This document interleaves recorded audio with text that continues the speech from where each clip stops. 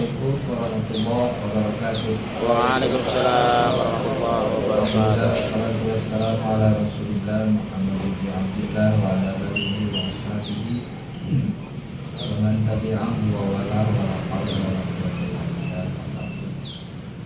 Hadratul Mukarramun, saya hormati Sahibul Bait Bapak Jarus dan keluarga, saya saya hormati Akhirullah Ustaz Fahru Syamsi dan para jamaah yang hadir yang tidak saya sebutkan satu persatu, tidak mengurangi Rasulullah. Alhamdulillah, syukur kita kepada Allah, masih diberikan kesehatan, masih diberikan hidayah dan taufik untuk menjalankan kewajiban kita melaksanakan takarruban kepada Allah.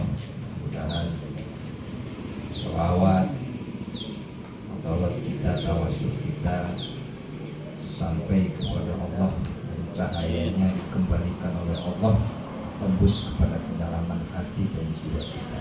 Amin ya Allah. Salawat dan salam terlimpah curah baginda ala nabiyyina wa nabiyana Muhammad Sallallahu alaihi wasallam. dan sahabatnya tabi'in azwajihi wa dzurriyyatihi wa atba'ihi wa muhabbihi wa rasyidih. Hadratul Mukarram yang saya hormati,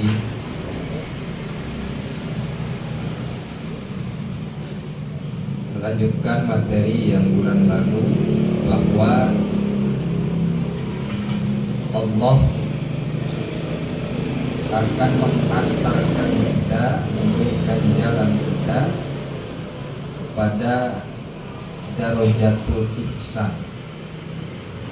Jadi ibadah kita tidak disandarkan kepada kemampuan kita. Berthariqah, berhakikat dan sampai kepada tahapan ma'rifat itu semua bi'anatillah, dengan pertolongan Allah. Makanya dalam kitab hikam, la tutalibil karomah, janganlah engkau mengejar dan mencari karomah. Sebab karomah itu salah satu tuntutan akal kita, tuntutan keinginan kita.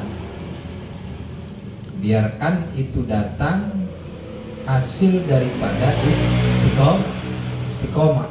Sebab tidak ada karomah tanpa istiqomah. Makanya ada satu ungkapan, al-istiqomatu khairum min alfil karomah. Jadi istiqomah itu lebih baik, bahasanya isim tafdil, khair, dari kata-kata akhyaru. Akhyaru, kemudian pindahkan harkatnya alif kepada huruf kha, setelah memindahkan fathahnya kepada huruf iya kepada huruf kha, kemudian dibuang alifnya dikasih istiqmal ditabdil, yaitu dibaca dengan kalimat khair. Jadi lebih baik daripada 1000 karomah, karena tidak ada orang yang mendapatkan karomah kecuali dengan istiqomah yang melalui proses suluk, proses laku. Dalam istilah Jawa ada lelakon, ada laku. Kalau lelakon itu beda secara filosofis, bahwa kalau lelakon itu, lelaku itu jalan memang melalui satu perjalanan, tetapi tujuannya bukan ke Allah. Tapi kalau laku itu tujuannya Allah. Hanya dalam pemahaman ajaran filosofi yang Semar Badranaya itu ada yang disebut dengan laku, ada yang disebut dengan lelaku. Kalau Sunda mah tirakat, bahasana tirakat. Makanya ada 3 ajaran yang Semar Badri. Artinya Semar Badranaya itu artinya meletakkan dasar, sesuatu yang mendasar, pondasi dasar. Itu namanya Badranaya. Kalau Semar itu artinya samar. Makanya kalau yang Semar itu disebut duduk, berdiri disebut berdiri, duduk samar. artinya semar. Ya, semar. Badranaya artinya yang meletakkan fondasi yang fundamental, yang secara mendasar.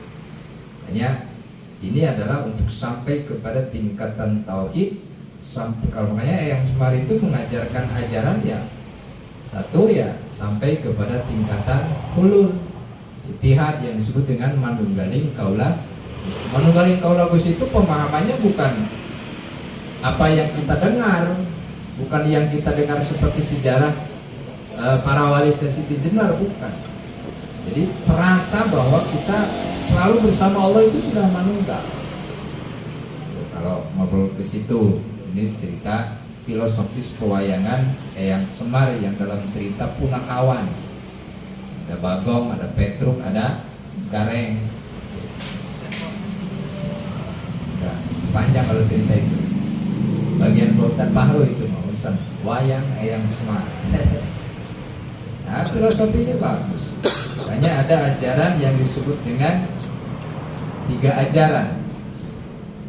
Dalam bahasa Jawa itu disebut ojo dume. Ojo dume itu jangan mentang-mentang. Mentang-mentang pinter, mentang-mentang bodoh, mentang-mentang pokoknya mentang-mentang. Oh, iya. Itu ajaran Semar. Ojo dume. Jangan mentang-mentang, ulah kena-kena cek apa? Tong kena-kena, tong kena-kena gelis, tong kena-kena ganteng gitu kan. Tong kena-kena. Biasa banget. Makanya Semar itu seorang yang disebut dewa kemanusiaan. Dia seorang raja, seorang yang sakti, seorang yang hebat, tapi merayat. Enggak, makanya ajarannya ojo dume. Ajaran yang kedua juga ada yang disebut dengan ajaran eling. Dia selalu eling, selalu mengingat Allah. Kemanapun kita mengingat Allah, karena ini adalah satu pagar untuk kita menjauhi dari segala sesuatu yang dilarang Allah. Makanya eling, bukan eling orang sholat cukup eling, bukan itu kejawen yang menyimpang. Tapi kalau kejawen yang larinya kepada filosofi Eyang Semar, elingnya ya eling kepada Allah dimanapun. Udkuruni adkurkum washkuruli wala takun. Ingatlah kepadaku, niscaya aku akan mengingat. Itu ajaran Eyang Semar. Prinsip dasarnya seperti itu. Yang ketiga ada juga yang disebut dengan, makanya suka dengar kita eling lan waspada. Waspada itu salah satu sifat Allah al-khabir, yang mengetahui sesuatu yang sangat halus, itu khabir. Kalau alim, ya alim juga sama kalau dinisbatkan kepada khabir adalah waspada yang tahu terhadap sesuatu yang sangat samar. Khabir ya khabir. Jadi kalau kita pengen tahu berita dari sana sini, baca ya khabir. Kalau yang masih muda pengen tahu nih si ini kira-kira kalau dilamar mau apa kagak, baca ya khabir. 812 mau tidur setidurnya. Aduh. Kalau mimpinya ketemu nenek Raga Runting lagi. Lain cerita. Makanya sikap dari dasar ajaran itu, makanya ada yang disebut ini dalam proses muqarabah. Dalam proses muqarabah dan muraqabah di sini. Makanya ada yang disebut dengan ajaran tada. Tada itu nerima, syukur, qanaah, ikhlas. Kayak apapun situasi dan kondisi seperti apapun dia nerima. Kalau dalam bahasa istilah inteleknya yang disebut dengan adversity-nya. Jadi kekuatan bertahan dalam segala kondisi. Diomelin bini, sabar. Gitu. Kagak dikasih kopi sama istri, sabar. Pokoknya ada sabar. Sehingga dengan sabar itu adalah kekuatan yang tertinggi sebenarnya. Kekuatan yang tinggi adalah sabar. Maka kata Allah, ana dalam hadis kuncinya ana indamun kasroti qulub, bahwa aku, pertolonganku di saat hambaku hatinya sudah terpecah-pecah, terkoyak-koyak. Tapi kita mudah-mudahan jangan sampai terpecah-pecah hatinya. Jangan patah hati, terlalu patah hati dah. Biasa aja. Hanya dalam ajaran pemahaman Wong Sagati, orang yang sejati itu adalah dia nggak mencintai kepada makhluknya. Perempuan bukan mencintai, tetapi bagaimana kita dicintai. Itu yang enak begitu Ustaz ya? Nggak usah mencintai, tapi kita dicintai yang enak. Pilih kira-kira yang muda nih. Mending mencintai apa mending dicintai? Mending dicintai ya. Cinta. Kalau kita mencintai ditolak ya repot kan. Tapi kalau dicintai ya kita enjoy aja. Supaya cinta kita ini tidak menghalangi kepada untuk menggapai cintanya kepada Allah. Itu ajaran tada. Kemudian ada juga yang disebut dengan pardah gitu kan. Pardah itu ya selalu memberi. Ajarannya semua. Oke, cuma penghantar aja ya tidak. Dan kayak yang smart. Pardah. Jadi ada punakawan. Makanya kayak Bagong, kayak Petruk itu kan. Petruk itu orangnya nggak jelas, selalu konfrontasi, selalu menentang, kritis lagi. Ada Bagong, kalau Bagong itu emang yang sebenarnya itu sakti. Nah, kelamaan bola keburu beres. Iya. Jadi ada pardah, itu orang selalu memberi, selalu ikhlas, apapun yang dia berikan, tentang waktunya, tenaganya, hartanya itu ajaran yang smart. Ada juga yang kemudian yang ketiga itu ajaran ora wegah. Ora wegah itu nggak wegah, nggak malesan. Ya kita disuruh kukolot, tentunya wegah nah itu wegahan. Jadi yang smart itu nggak wegah, nggak males lah istilahnya gitu kan. Nah dalam semua muqarabah dan muraqabah kita kepada Allah, dalam konteks pemahaman orang Jawa itu atau Sunda, kita ini orang Jawa walaupun Sunda, ada yang disebut dengan sangkan paraning dumadi. Sangkan paraning dumadi ini adalah yang disebut dengan min aina anta wa ila aina. Ini konsepnya. Makanya kita meninggal itu ingin innalillahi wa inna ilaihi raji'un. Itu yang kita pengen. Enggak naudzubillah kita dipisahkan antara ruh dengan badan kita, ya kita gentayangan kan ya. Ada pohon bambu, jadi jurik dah. Jadi jurik. Jadi jerangkong, ada macam-macam gitu kan. Bisa jadi. Makanya ada kenapa ada para wali gitu kan. Nah, beliau itu menyempurnakan ruh-ruh yang tidak diterima alam, yang diterima bumi. Ini salah satu di antara tugas para wali adalah satu, memaafkan kesalahan siapapun. Yang kedua adalah mendoakan. Itu tugas para wali.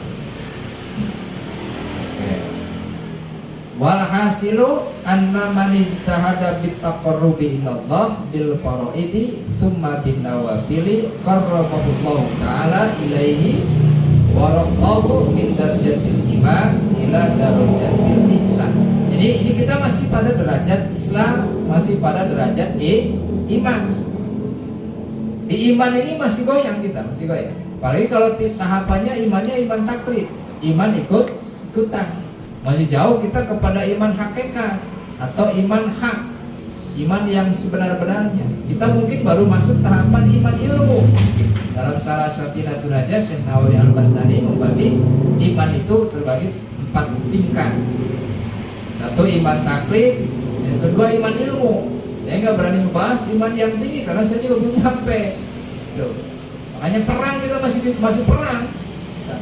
Tadi bola udah disetel lebih antara Darul Hasimi dengan Nobar, ada lagi Nobar dan dulu dikit. Waduh, jam berapa ini? Makanya saya buru-buru. Pas kesini masih kosong. Wah, nyesel juga kagak nonton dulu.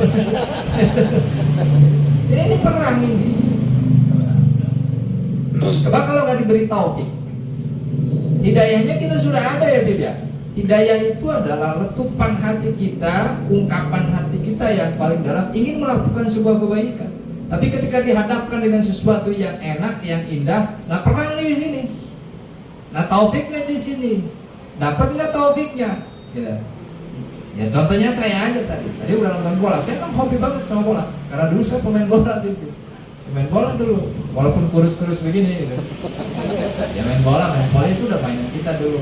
Pingpong itu udah ciri khas saya. Makanya kalau main pingpong, biasa kita hari Minggu, hari ini juga minggu kalau hari Minggu ada teman ngajak poli aja.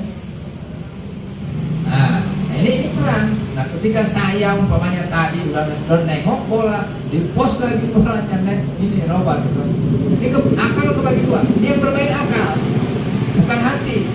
Yang bermain akal, bola ngaji, bola ngaji. Makanya latifatul nafsi itu, latifatul akli itu, alam pikiran kita ini sejajar antara kebaikan dengan keburukan. Nah, siapa nih pimpinannya? Hati kita nih. Yang mengendalikan adalah hati. Karena hati mah jujur, benar dan tidaknya dia akan mengomando kepada cara dan alam pikir kita. Ya kan? Sini adanya dengan derajat ihsan, kita masih di tahapan derajat iman. Kalau iman mah orang sholat ngarepin surga, orang melakukan kebaikan ngarepin pahala. Kalau sudah masuk ke derajat ihsan, dia sudah tidak berpikir lagi ke situ. Tidak berpikir lagi ke situ. Bukan orientasi yang utama, bukan tujuan utama, bukan goyah yang utama, tujuan yang utama bukan. Kalau ihsan mah. Jadi kalau masih iman kita masih ada kecenderungan ke ini. Sehingga ketika ada satu hal yang gagal dalam proses kita mencari sesuatu, baik secara spiritual ataupun di luar spiritual, katakanlah gini, kita iman bahwa Allah tidak menyalahi kepada janjinya. Contoh, membuktikan iman kita masih goyang, wiridan 40 malam. Kalau sudah beres wiridan 40 malam akan mendapatkan sesuatu. Ternyata untuk 40 malam ternyata ditunggu, kok nggak datang, kok nggak dapat, kok nggak hasil, goyang kan di situ iman. Karena tujuannya adalah sesuatu yang kita gambarkan di dalam pikiran kita, yang sudah kita konsep di dalam pikiran kita, yang sudah kita setting. Jadi ada planning dari doa itu, yang kita baca, yang kita lihat itu, kita sudah punya planning tersendiri. Bukan Allah yang memberikan, terserah seperti apa. Karena itu masih dalam tingkatan iman. Ketika gagal, wiridan 40 kali, 40 malam gitu kan, ternyata nggak mendapatkan sesuatu yang sesuai dengan konsep kita. Goyang di situ. Wiridan berhenti, pernah dulu dah. Mulai lagi. Mau mulai lagi malas. Bingung akhirnya. Tak dapat enggak, main tuh. Samping ada bisikan. Karena kita masih dalam derajat iman. Saya akui bahwa kita masih seperti itu. Saya juga belum bisa, belum. Derajat saya belum sampai kepada ihsan, belum. Jauh. Bang, yang di tarekatnya sama. Tarekat ini masih derajat iman. Nah, hakikatnya nanti masuk ke derajat ihsan. Tetapi itu harus kita tempuh, proses perjalanannya kita tempuh. Barang siapa yang sungguh-sungguh mendekatkan diri kepada Allah dengan melaksanakan sesuatu yang fardu, kemudian melaksanakan sesuatu yang sunnah, ini kesimpulan dari pembahasan pada bulan yang lalu. Qarrabahallahu ta'ala ilaihi wa raqahu min darajatil iman ila darajatil ihsan. Jadi siapa yang bersungguh-sungguh, syaratnya kan sungguh-sungguh nih. Mannya di sini man sartiyah, manis tahada. Barang siapa yang bersungguh-sungguh, maka jawabnya qarrabahullah. Kalau tidak ijtihada, berarti Allah tidak mendekatkan. Kalau tidak sungguh-sungguh, berarti Allah nggak akan mendekatkan kepada derajat ihsan. Maka barang siapa yang bersungguh-sungguh dengan taqarrub, mendekatkan diri kepada Allah dengan sesuatu yang fardu, dengan sesuatu yang sunnah, qarrabahullah, maka Allah akan dekatkan dan Allah tingkatkan levelnya, ditingkatkan oleh Allah, bukan kita yang meningkatkan, kita hanya melaksanakan proses saja. Kemudian Allah tingkatkan seseorang min darajatil iman, dari derajat iman sampai ke derajat ihsan. Nah, kalau sudah sampai kepada derajat ihsan, fayasiru ya'budullaha ta'ala alal quduri wasyauqi ta'ala wasyauqi ilahi ta'ala hatta yasiru musyahidan lahu. Nah, ayo kita rasakan bareng-bareng. Ketika Allah sudah mengangkat kita kepada derajat ihsan, ihsan itu apa? Anta'budallaha ka'annaka tarahu fa illam takun tarahu fa innahu yara. Ini udah maklum ini. Udah maklum. Bahasa maklum. Banyak di mana-mana ihsan itu begini, ihsan itu begini definisinya. Tapi yang susah nerapinya, ngamalinnya. Ilmu orang semua punya. Nggak jaminan sampai kepada derajat ihsan walaupun kitabnya banyak. Tidak dibatasi dengan mondok puluhan tahun. Ya kalau diukur mondok ya lumayan lama. Kalau oleh disebabkan karena saya bisa baca kitab sedikit-sedikit dari guru gitu. Kalau ukurannya itu, waduh, duluan saya sama Pak Haji Agus. Duluan kamu. Tapi karena Allah tidak mengukur itu, bisa jadi Pak Haji Agus lebih dulu daripada saya sampai kepada tingkatan ihsan. Apalagi sudah ada robitoh kepada mursyid. Enak lagi. Nah, fayasiru ya'budullah. Ini hasil daripada ihsan itu, ya'budullah ta'ala alal huduri wasyuk. Dia ketika beribadah itu hatinya hadir.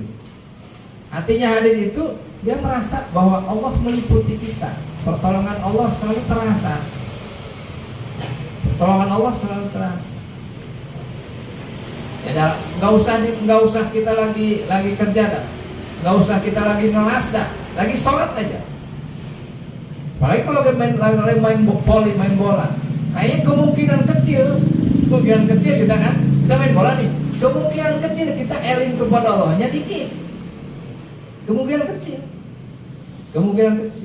Tapi kalau sudah masuk ke derajat ihsan, sedang apapun dia, qalbunya hadir. Soal main bola, soal ini itu adalah sifat kemanusiaan. Memang manusia harus senang. Jangan hidup ini dibikin nggak senang, harus senang aja.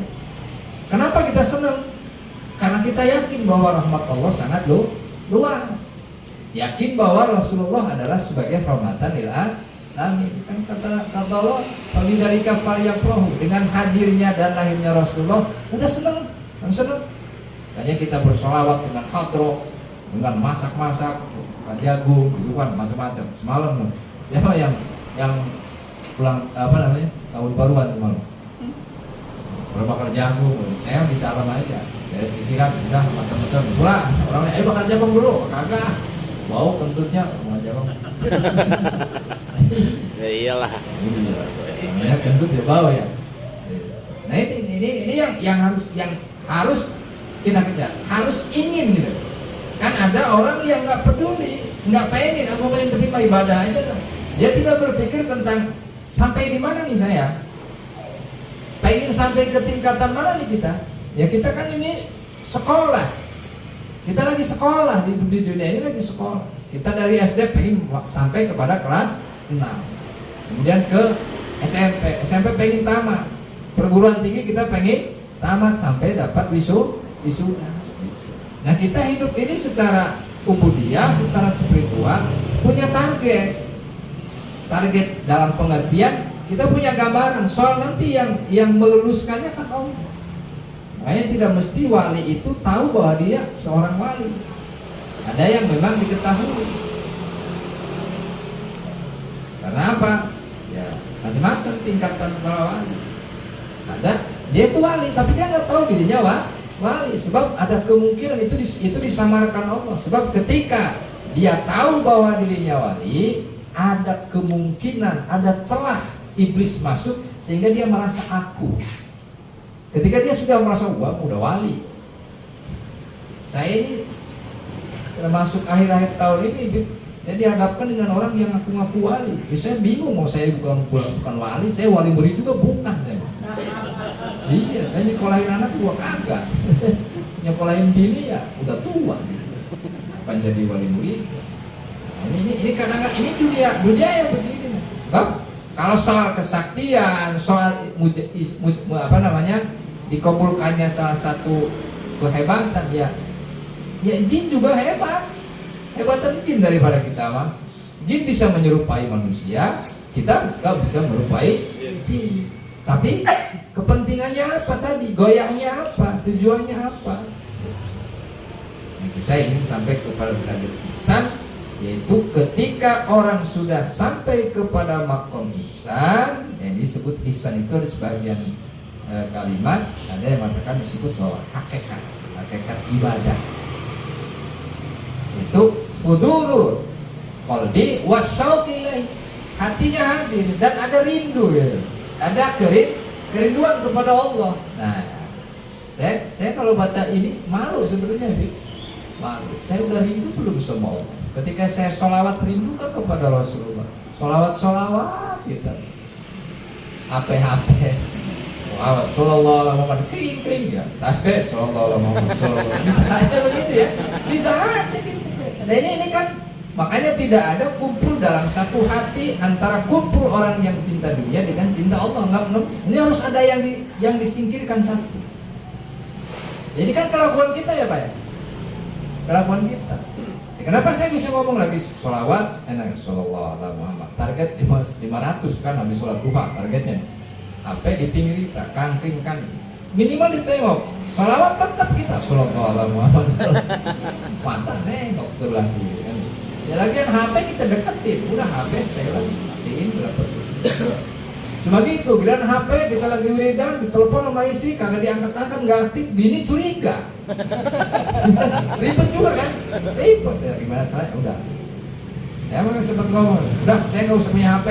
Kalau giliran ditelepon, kadang-kadang kan lagi wiridan kadang-kadang. Giliran nggak diangkat, nggak keangkat, gitu kan? Kalau ditelepon sama siapa sih Mak? Ya kagak telepon sih.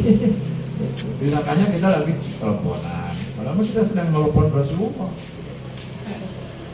Wasyau, ada kerinduan. Nah ini makanya tahun baru ini adalah evaluasi buat parasut untuk ke belakang.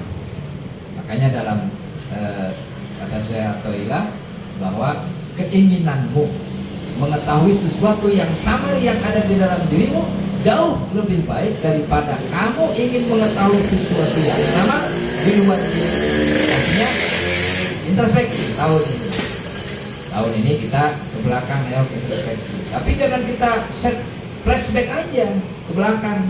Tapi kita ingat kata Allah wal tandur nafsu ma qaddamat liqad. Lakukanlah, berpikirlah terhadap sesuatu yang ke depan yang akan kamu lakukan.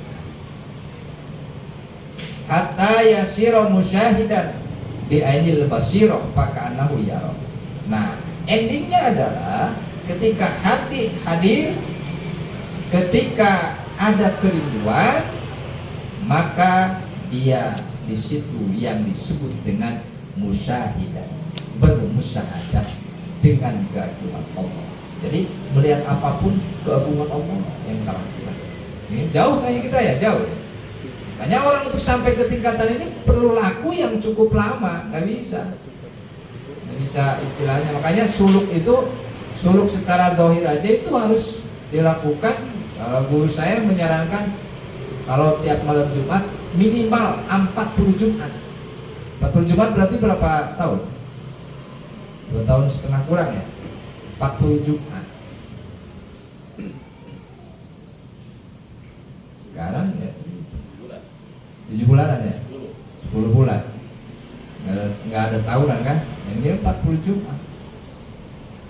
Nah, rata-ratanya begitu. Tapi ada kalau memang sudah potensinya udah dasar-dasarnya syariatnya udah bagus, memang dasar tauhid secara syariahnya sudah bagus, ya ada yang cepat, ada yang tergantung. Tidak diukur dengan bisa ngaji nggak bisa ngaji nggak.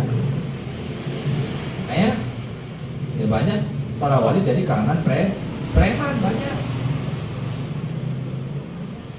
Ya, dalam sejarah kan saya Sunan Kalijogo kan preman dulunya. Tapi premannya preman kasih sayang, melihat kemungkaran, melihat kemiskinan, dia mencuri. Walaupun mencuri itu salah.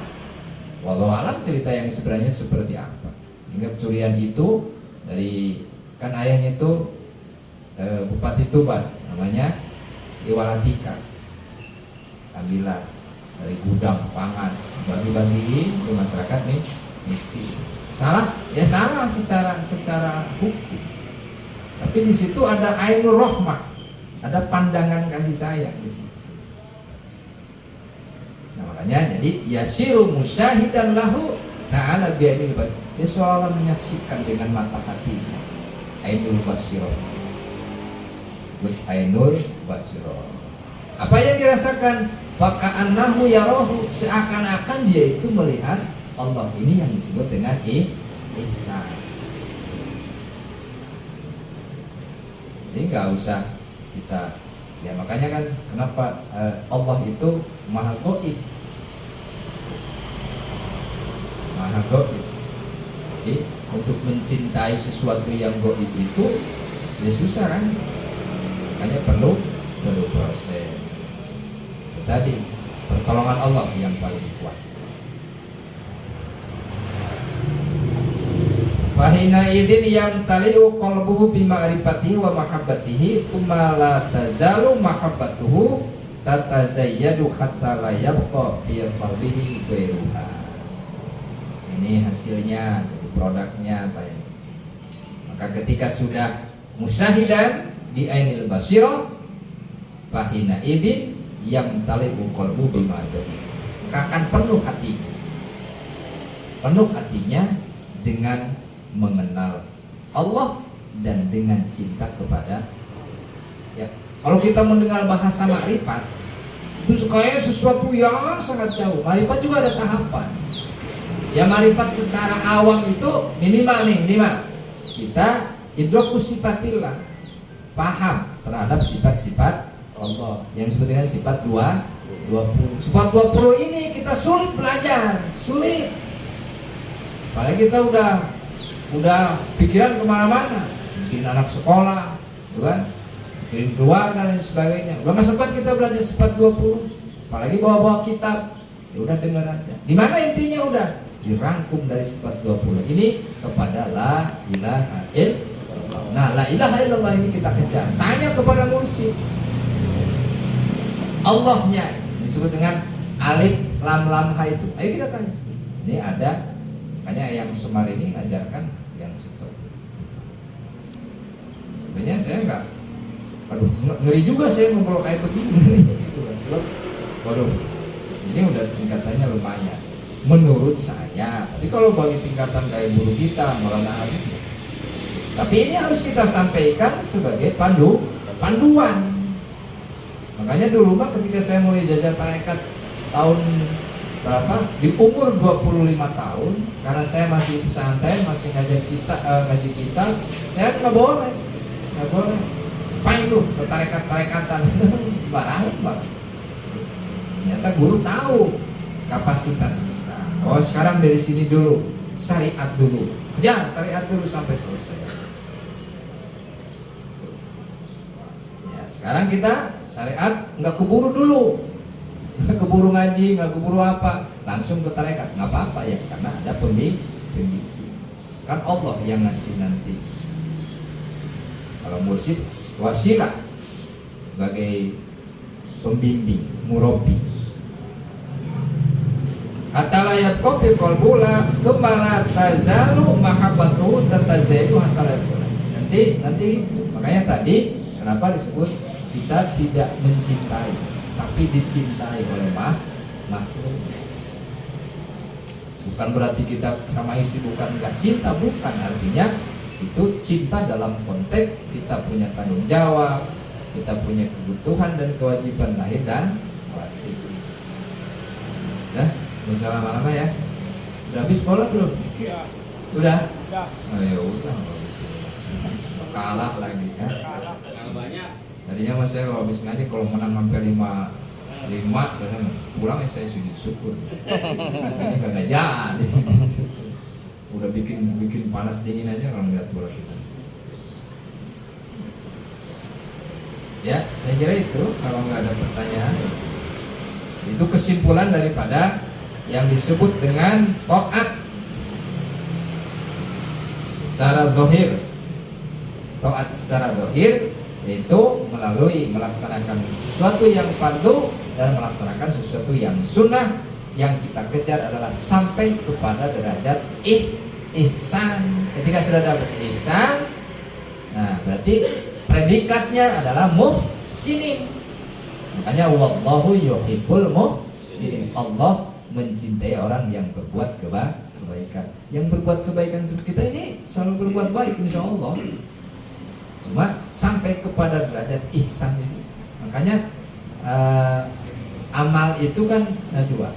Kita sering dengar istilah amalus solih, amal soleh, gitu kan ya? Amal soleh. Ada amal solihah. Tingkatannya beda. Amal soleh setiap sesuatu yang baik dan bermanfaat. Tapi tadi tujuannya beda.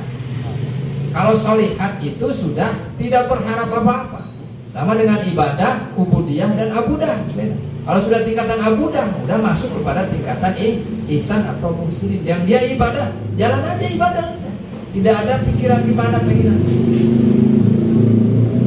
Saya dikasih wiridan, baca subhanallah supaya mempermudah rezeki sekian puluh ribu, khusus malam pas mau mulai subhanallah. Kan kita sedang memuji bahwa Allah maha suci. Tapi di otak saya supaya gampang rezeki. Karena itu dari guru dikasihnya begini. Berhenti kita, kagak berani nerusin. Kita lagi memuji Allah bahwa Allah maha suci. Tapi pikiran kita pengen duit. Kan tabrakan lah sama kalimat subhanallah. Tapi biarlah itu ada. Makanya kita jangan mengukur khosyah daripada amalan kita. Subhanallah arahnya ke sini. Ya patah ya rozak pamannya. Memang ada bahasa pembuka dan yang memberikan rezeki. Tapi biarkan itu baca tanpa ada oleh nasihat. Berarti ini yang sudah masuk. Yang penting baca ya patah, yang penting baca ya rozak. Biarkan rezeki urusan Allah. Itu yang disebut dengan tawakal, sabar dan saya kira itu mudah-mudahan kita diberi pertolongan oleh Allah, dibukakan pintu hijab dan diterangkan hati kita sehingga terasa keagungan Allah, kasih sayang Allah dalam setiap kondisi dan situasi. Amin ya Allah. Dari situlah kita sampai kepada min aina, dari mana kita, kemudian sedang di mana dan akan kemana. Endingnya adalah inna lillahi wa inna ilaihi raji'un. Jadi inna lillahi wa inna ilaihi raji'un itu bukan hanya orang yang ketika mati, bukan. Inna lillahi wa inna ilaihi raji'un itu adalah konsep hidup dunia dan akhirat. Wallahu a'lam bishawab. Wassalamualaikum warahmatullahi wabarakatuh. Waalaikumsalam warahmatullahi wabarakatuh.